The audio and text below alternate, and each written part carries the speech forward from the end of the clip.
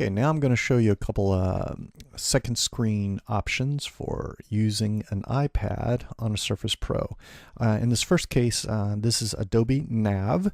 You can only use it with an iPad to work with Photoshop. The other second screen that I'm going to show you, you can actually use with Android and Windows tablets.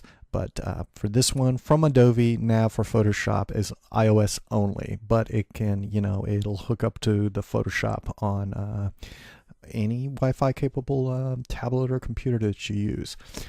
Okay, so here's the website. I'll have the link on my site, Story2Pixel.com, and basically, it allows you to have a tool set on an iPad, and you can click that tools a button on the iPad, and the tool will come up on Photoshop. Let me show you. First thing you need to do, let's close this out right here, is in Photoshop, we need to find out, we need to go to Edit, we need to go to Remote Connections, and we need this number here, 10.0.1.54, and then you need to enter in a password of your choice. All right, so let's remember that 10.0.1.54. Hold on one second, my air server. Okay, we got it back. Let's see, 10.0.1.54 is the number that we need. So on the iPad, I'm going to hit Adobe NAV, and I'm going to press the bottom right hand corner, that little PS button. Press that. Okay, and there's the number 10.0.1.54. Now the thing is in Photoshop, this needs to already be closed because it's going to have a hard time connecting as long as this is open. So I'm going to hit OK here. And I'm going to click that number, and I've already typed in the password. Hit connect. And when you see the colors and see everything light up, that means everything is hooked up. When you get into Photoshop, let's go ahead and throw in a new file.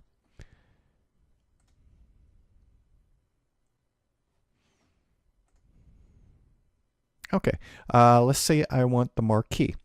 Actually, yes, let's say that I want the marquee. You'll notice that on the iPad, you'll see these little checkerboards on the top and the bottom. That allows you to flip through the different menus. Now, it already automatically comes with some menus from Adobe. 3D tools, painting tools, editing tools, selection tools, and default tools. You can make your own, but let's go over what this thing does first. So I'm going to go back, and I'm going to go to default tools, and I'm going to pick the marquee, and you'll notice that it lights up right here. If I pick the lasso, see, it works nicely. So let's go ahead and go to the marquee.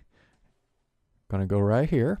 And I'm actually in the iPad. I'm going to change the color of the green, and let's change it to yellow. There we go. Hit OK. Noticed it changed in the iPad. I'm just going to create a new layer, and then I'm just going to go ahead and let's fill it with the bucket. So let's see here. Is it in this one? Nope. We're just going to keep going until we find the bucket. There we go.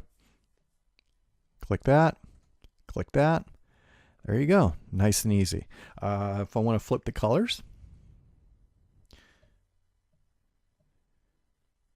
there we go. And then I'm just going to invert the selection. And I'm going to take this bucket. There you go. Nice and easy. You can actually change the screen mode.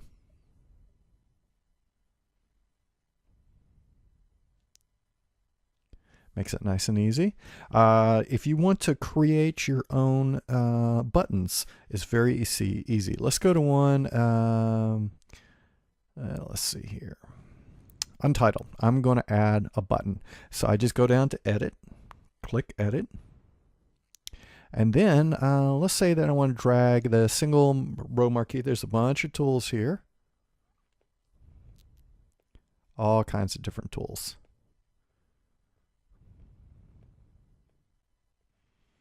Okay. The ones that are in blue are the ones that are already in this particular tool set.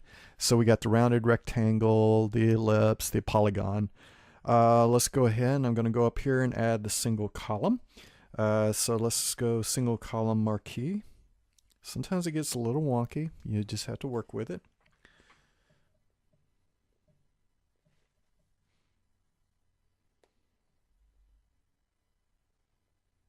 There we go. Oh, thought I had it. I'm going to hit done and I'm going to try it again. So edit, and I'm going to add the single marquee. Just going to click and hold until it comes and I can move it. There you go. And let's go to the single column marquee and then hit done. And you got two new tools right there. Let's say I want to get rid of those two. Just boom, boom, nice and easy. Done. That is Adobe NAV.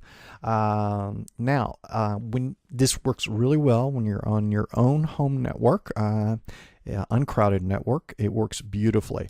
Now, if you're in a coffee shop somewhere and you're fighting with some guy in the corner, some idiot in the corner going through his Netflix queue, it's not going to work because, you know, the iPad's trying to talk to the SurfacePro through the router. There's a bunch of other noise on it and they can't find each other. And I'll show you a solution to that. But first I'm going to show you another second screen setup.